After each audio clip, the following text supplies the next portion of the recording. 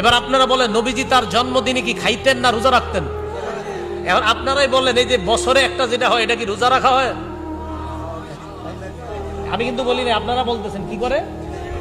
তাহলে নবীজি রাখতেন রোজা আর আপনি কি আপনারাই বলতেছেন, আপনারাই বলেন কি হয়।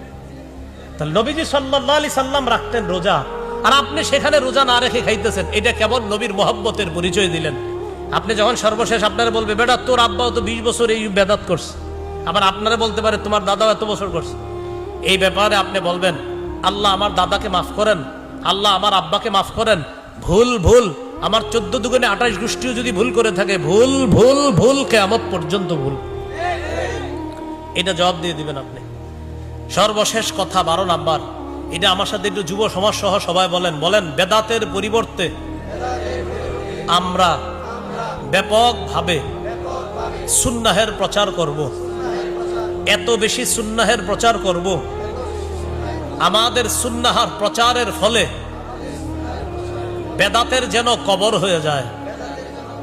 তাহলে বেদাতের বিপরীতে আমরা কি প্রচার করতে হবে? এই মাহফিলটা হয়েছে যুব সমাজের উদ্যোগে শোলাকিয়ার।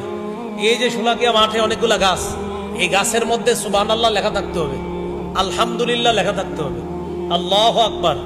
রাস্তার পয়েন্টে পয়েন্টে থাকতে হবে, ডান পাশে হাঁটা সুন্নত।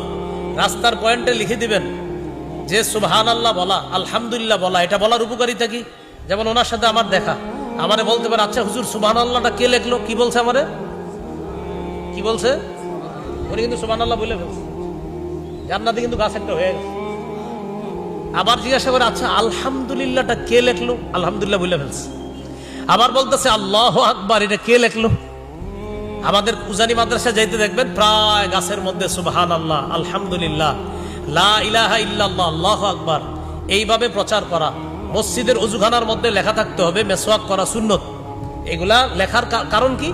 আপনার লেখা দেখা যদি 10 জন মেসওয়াক কিনে, তাহলে আপনি প্রচার করার কারণে রাসূল সাল্লাল্লাহু আলাইহি সাল্লাম তিরমিজির বর্ণনায় বলেছেন 2677 নম্বর হাদিস, একটা সুন্নত প্রচারের ফলে যদি অন্য কতজন আমল করে, আপনি একজন প্রচার করলেন আর 100 জন আমল করে, 100 জনের সওয়াব আপনার আমলনামায় আল্লাহ দেবে।